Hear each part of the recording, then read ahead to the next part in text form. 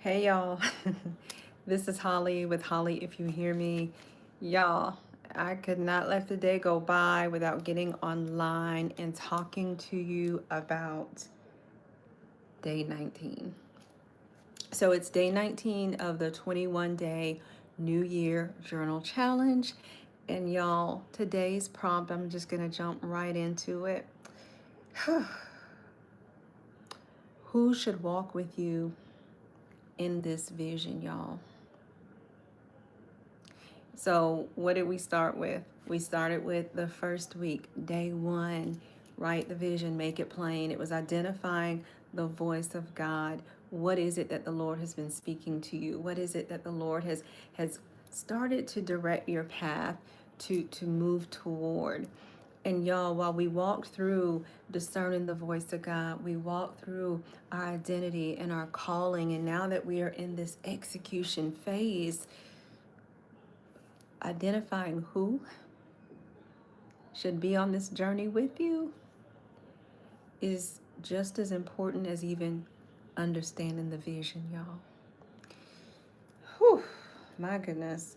So I do want to root it in the word, and so I'm going to go to Second Corinthians, the 6th chapter, we'll start at verse 14. Do not be yoked together with unbelievers. For what do righteousness and wickedness have in common? Or what fellowship can light have with darkness? What harmony is there between Christ and Belial? What does a believer have in common with an unbeliever? What agreement is there between the temple of God and idols? For we are the temple of the living God. As God has said, I will live with them and walk among them, and I will be their God, and they will be my people. Y'all, do not be unequally yoked. Okay? So, what this is saying, and as we really root this back into the prompt for today, day 19 of this journey, who should walk with you in this vision, y'all? It's whom God has called to partner with you in the purpose that the Lord has given. Y'all know that saying? You heard it. I know you've heard it. Everybody can't go with you. They can't. And it's not easy. And sometimes you feel like the choice wasn't even yours. But y'all, I promise you, if you are out of alignment, when the Lord starts pruning and removing, it's probably going to be even more difficult to swallow because the Lord is going to make sure that whatever needs to be moved out of the way for His purpose to be done, that it's done. And what I mean by that is, I've heard people talk about at times where they've had these seasons where they felt very lonely, where, it may have felt like whether it was friends or whether it was family, we're just very distant. And it may not have been that there was a rift. It may not have been that there was, a need to really like step away intentionally. But what happens, guys, is that if that purpose that the Lord has shown you, that mission that He has for you, for your life, and what's attached to it is so significant, the Lord may be using that as an opportunity to put you in a season of isolation and set you apart so that you can be readied for the kingdom purpose. Okay? And we want to be careful with that too, in terms of like being isolated, because there's a very thin line between being isolated for the purpose of kingdom, for the consecration that's required, the breaking, the pruning. It's a very fine line between that purpose and slipping into states that may not be healthy, like depression and true isolation, because we still need community, right? Community is very important, but there are times where, based on what you have heard, based on what the Lord is saying to you, what the Lord has shown you, you know what the mission is, you know what your calling is, you know what your identity is, you know that there may be something that God has nudged you and said, all right, you're gonna have to make this decision. This is it's time. And if we don't do that, when the Lord prompts us to do that, y'all, He gonna do it for us. Okay? And as I said, community is so valuable and important to having a healthy psyche. But when God removes you from a certain situation, just know that it is for your good. It all will work for your good and for the kingdom purpose, y'all. Everybody can't go with you, and they won't understand. They won't understand it. They'll say you've changed. You got to remember, what God puts in you, what God shares with you, what God anoints you for is for you. And yesterday we talked about destroying the spirit of rejection. There's so many spirits, y'all. And so when you are going through those seasons, that's where it's an opportunity to do the work. Okay? Do that soul cleansing work, so that you don't slip into any states that are unhealthy, so that you can see it as purposeful, not seeing it as a time of loneliness. Okay? And so that's why when you work to destroy those mindsets of feeling as though, all right, well, nobody sees me, well, I'm all alone, or, I feel rejected, or you allow yourself to go back to that memory, right? We hear people say very, very often that little boy or that little girl that's inside of all of us, right? And how that's who sometimes may arise in those moments where a circumstance arises where they get taken back to the moment where that little girl or little boy was left, was rejected, was forgotten, was taken for granted. But y'all, we got to know that when it's God's will to set you apart, when it's God's will to do a new thing, let Him do the pruning. Because if you allow yourself to reject what the Lord is doing, all you're doing is delaying what the Lord is going to end up doing anyway. Y'all, my God, don't wander in the wilderness for 40 years. Okay?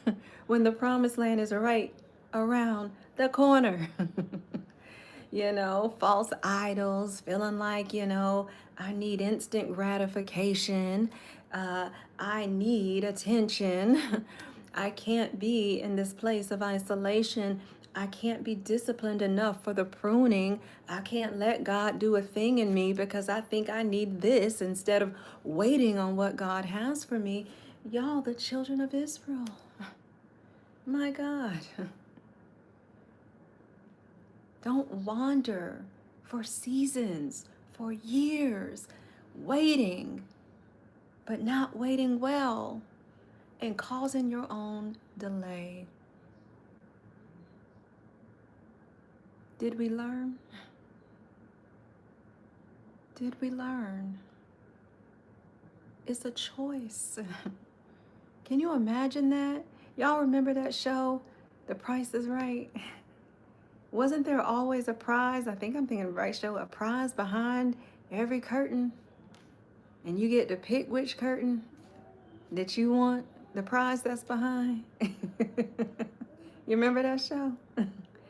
So answer this for me. Why blindly say, well, let me kind of choose when you have access to the truth?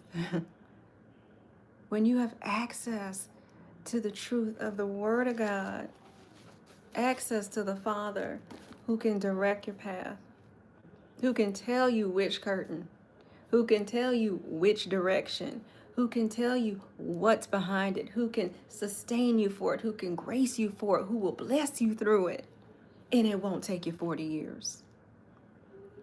My God. My God.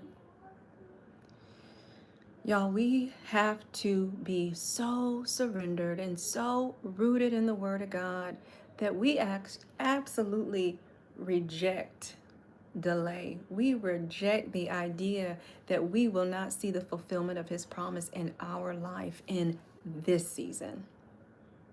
Okay?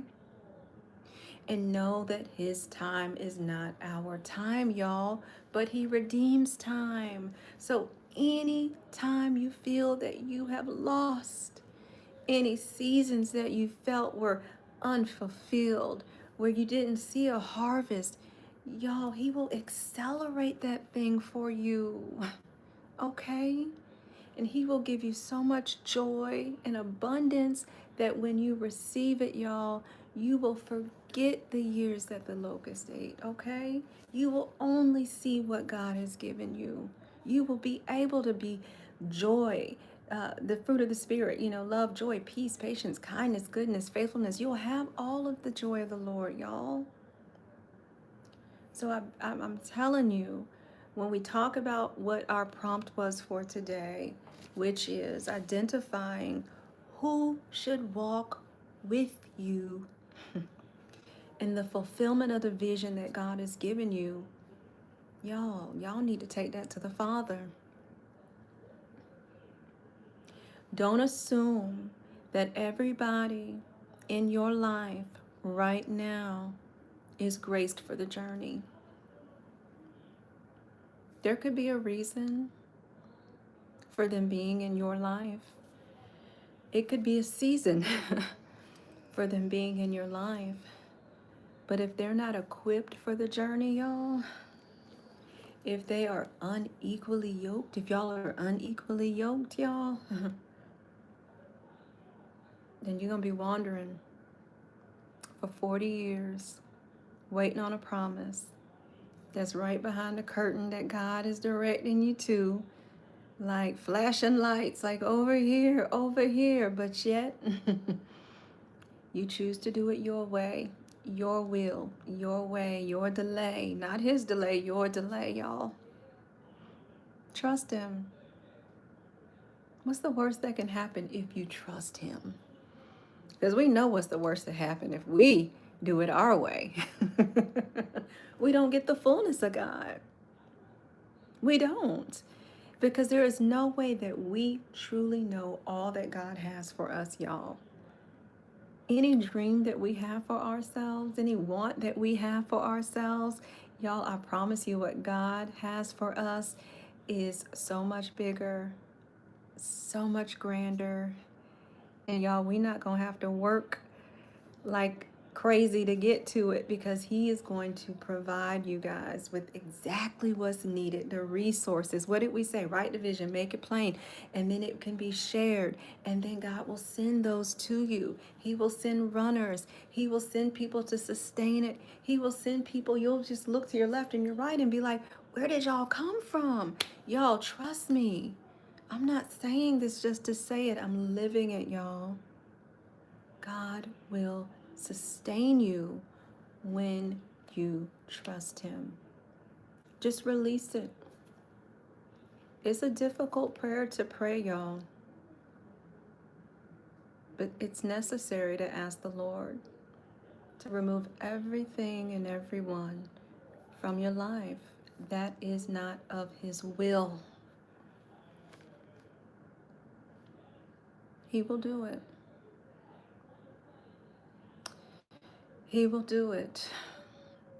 But what it will allow you to do is to know that you are walking in the path that God has orchestrated for you, y'all. Right? His will be done, not ours. And the only way that that can happen is if we fully surrender the process to Him. Totally. Not partially. Be in obedience. Lord, you take, what's the saying? Jesus, take the wheel. Like, and I mean that, y'all. Like, fully surrender the process to Him. Watch the fruit that begins to produce in your life. Because a lot of times He is revealing in part, in steps, in pieces. So no, you may not see the full manifestation of everything that He's going to give to you right now, which is good, y'all.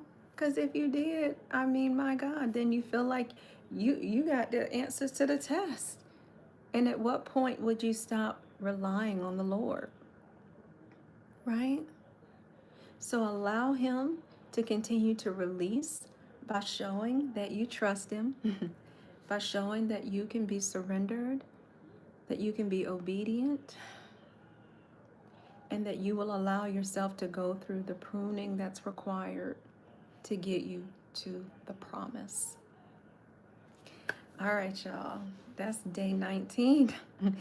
We have 2 more days of the 21-day New Year Journal Challenge, where I'm coming online live every single day to walk you through and talk you through each of these prompts rooted in the Word of God. Y'all, I really pray that this has been blessing you, because I know that it's not just us talking, but it is you having dialogue with the Father. And so just know that all of that is working for your good, okay?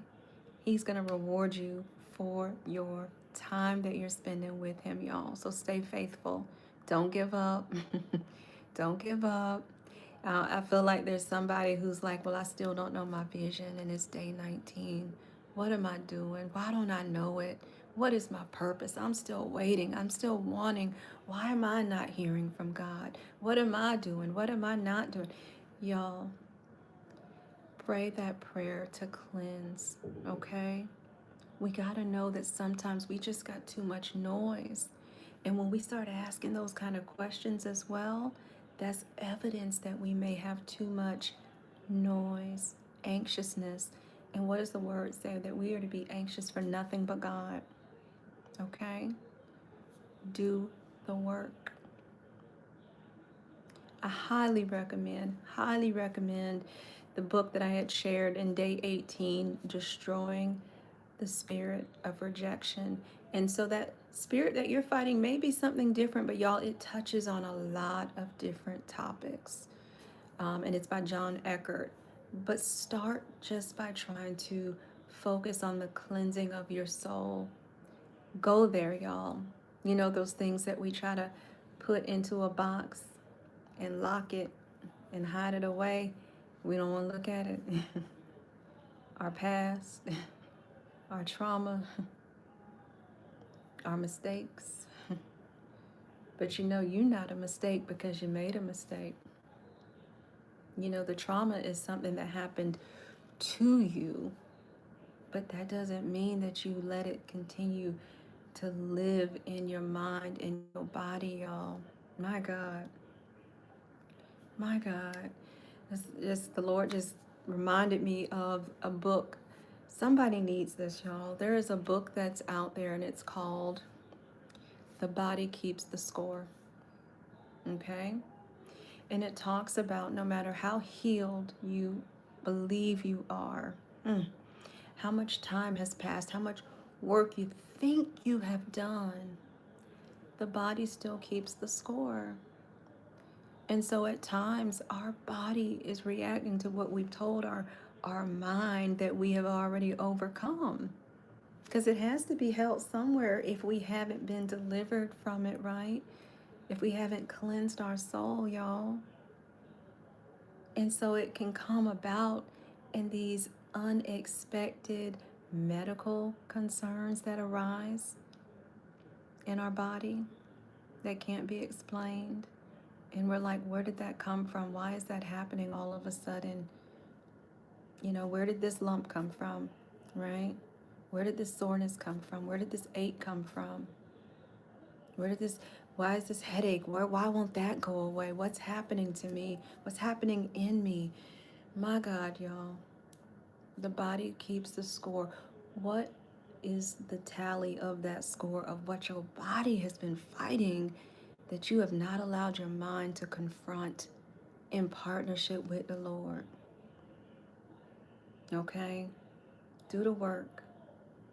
I don't want you to miss seasons. I don't want you to miss the downloads. I don't want you to miss the fullness of what God has for you. Do the work, y'all. But that's day 19, y'all. I love you, and I just pray for peace. I pray for healing over each and every one of you. I pray for God's grace and protection over your life. Y'all, I will be back online tomorrow for day 20. And again, day 25. Which is January 25th, we are going live to do our virtual vision board party, where the manifestation of everything that we have been working toward is going to be what we work on, that we can then use to power us through 2026, y'all, together with purpose and partnership, okay? Powered by what the word of the Lord is and what God has given us, y'all. But I'm gonna give you the tools and the strategy to do that. I love you. Have a wonderful day, whatever day you're watching this.